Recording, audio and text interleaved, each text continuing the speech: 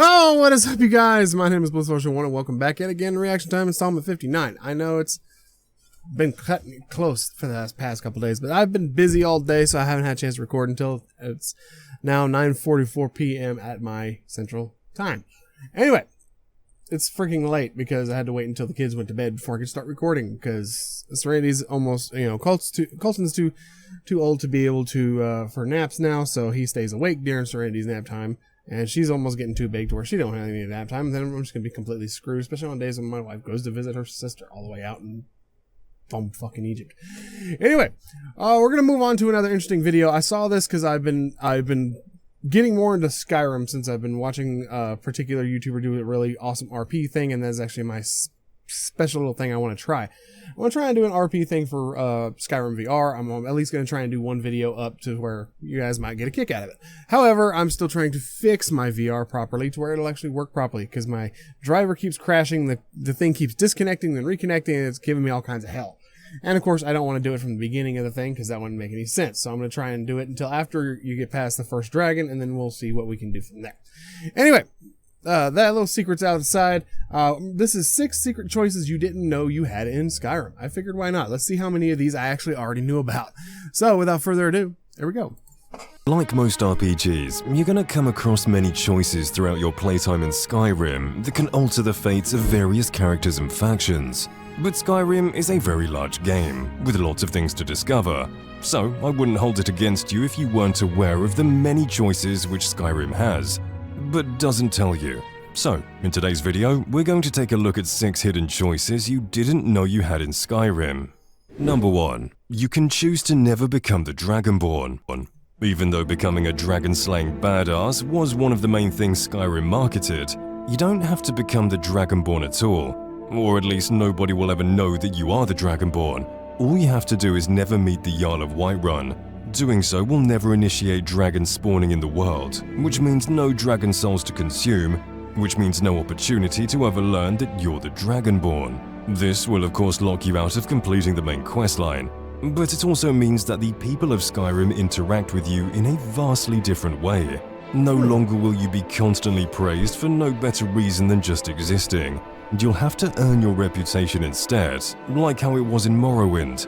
It's also quite surprising just how little content requires you to be the Dragonborn. You can even complete the majority of the Dragonborn DLC and the entirety of the Dawnguard DLC with the game accommodating your decision. The only real downside to this is that you'll be locked out of shouts, but on the plus side, you can finally gaze upon the skies in peace without having to worry about any goddamn dragons looking for a fight.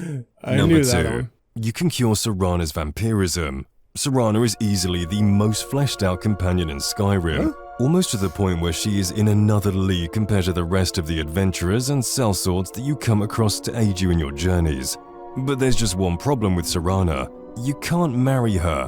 Why not, you stupid bastard? Wait, what I mean to say was that her problem is that she's a vampire, which doesn't bode well when you're trying to roleplay as a holy or good-natured character. On top of this, Serana also can't be healed with typical healing spells and can be hurt by weapons like the Dawnbreaker, which deal extra damage to undead creatures. But all of these issues can be laid to rest, given that you made the right choices. After completing the Dawnguard questline, you can ask Serana if she's ever considered getting a vampirism cured, after which you can decide to either encourage her to cure a vampirism or to ignore the matter. If you decide to tell her to get cured, then she will leave for about 3 in-game days, after which she can be found in Fort Dawnguard with noticeably less glowy eyes. Aside from that, nothing much else changes. Serana will continue to complain about the sun, and she'll still don a hood whenever she's outdoors, and will even continue to use the vampiric drain spell, which doesn't really make sense. But all of this can be forgiven, as Skyrim's most lively companion is now finally, well, alive. Number 3. You can talk to the Champion of Boethia. Anyone that's trying to obtain the Ebony Mail Armor set is well aware of the final challenge required to finally obtain the Daedric Armor piece. You must first prove yourself to Boethia that you're worthy enough to be her champion. To do this, you must kill the previous champion, a dark elf who resides in Knife Point Ridge. Most players who meet with the Champion of Boethia typically just try to kill him on sight, as he does to you. But interestingly enough, if you use spells to calm the champion before killing him, you can access hidden dialogue where you learn that Boethia needs a new champion since this dark elf is no longer willing to kill in her name and decided to favor blacksmithing instead. But even though he seems like a nice enough guy, you'll still have to kill him regardless if you want to obtain the ebony mail armor. But it is still interesting that Bethesda decided to add all this extra dialogue to one character that 99% of players will never see. It's part of what makes Skyrim such a special game, even after 11 years. Number 4. You can spare Hrogar in Laid to Rest. The Laid to Rest quest has you uncovering the truth behind a mysterious house fire which occurred in Morthal that killed a mother and daughter.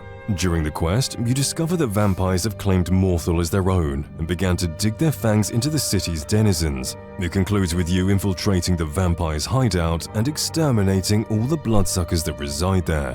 One of the main vampires in this story is a Nord woman named Alva, who seemingly became lovers with Hrogar, the father and husband of the housefire victims, soon after the death of his family. During the quest, you're tasked with breaking into Alva's house to retrieve her journal. But there's one problem. Hrogar is keeping an eye out for intruders for the majority of the day. Because of this, most players would simply kill Hrogar, since he immediately becomes hostile upon the player entering the house. But if you break in during Hrogar's working hours or use a calming spell on him, then Hrogar can survive the events in Laid to Rest. You also learn that Hrogar didn't actually love Alva, but was enthralled by her instead. So, he even has some unique dialogue if you spare him, thanking the Dragonborn for freeing him from Alva's grasp. Crazy exes. We've all been there, Hrogar. Number 5. You can provide Eltry's information about the Forsworn for gold.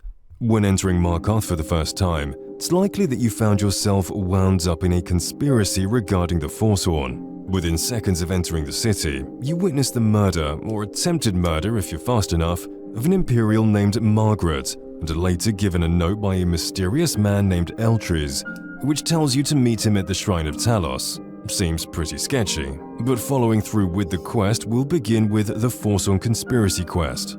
Despite this quest being one of the most well-known in the entire game, there's a secret that the majority of players have no idea about.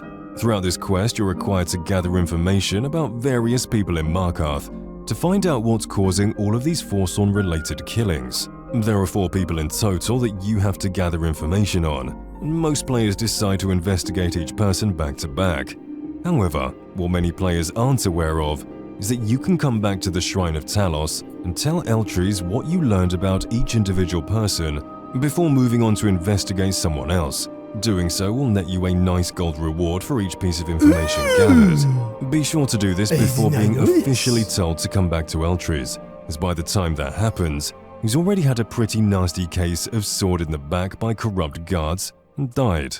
Number 6. You can kill Astrid and destroy the Dark Brotherhood. Being one of the 4 main factions in the game, it's likely that you've run across the Dark Brotherhood during your playthroughs, or have at least heard of them. Although joining the Dark Brotherhood during an evil playthrough is all well and good, players who are hoping to play as a good-natured character are left in an awkward position, as doing the whole hero of the people thing doesn't really work when you're murdering innocent people on the side. As a result, such players would either have to swallow their heroic pride and join the Dark Brotherhood, or ignore them altogether. But what many people aren't aware of is that Bethesda gave people a third option: destroy the Dark Brotherhood. After deservingly killing Grell of the Kind during the Innocence Lost quest and being kidnapped, you're ordered by Astrid to kill one of 3 captives. But what many players don't know is that you can also choose to draw your sword onto Astrid herself. Doing so will get you into a tough fight with the assassin. Once you kill her, you're automatically given a new quest called Destroy the Dark Brotherhood, where you have to go to the Dark Brotherhood Sanctuary in Falkreath and kill everyone there. Completing this quest will also net you 3,000 gold, so you can still get rich off the Dark Brotherhood while still keeping your dignity. Subscribe to Fall Damage, you milk drinker. That's good. Like That's most cool. RPGs, I knew about the first one, and that's the only one I knew about.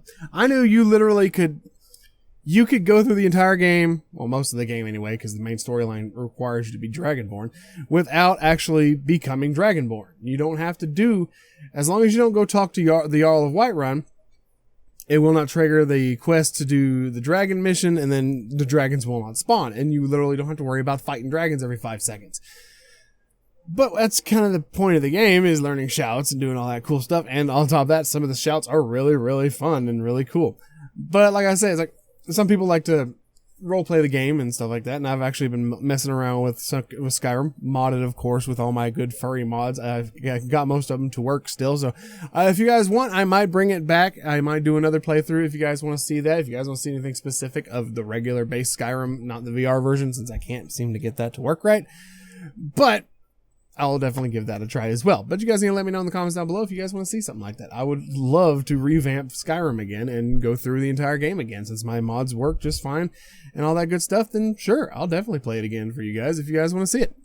That being said, though, thank you guys so much for watching. If you enjoyed this video, feel free to hit the thumbs up button. If you guys want to go check out Fall Damage, it'll be in the links in the description down below. If you guys want to go see anything else they want to do, or if you want to see this without me making weird faces and going, huh, in it. That being said, though, thank you guys so much for watching, and as always, I will see you in the next one. And peace. What's up?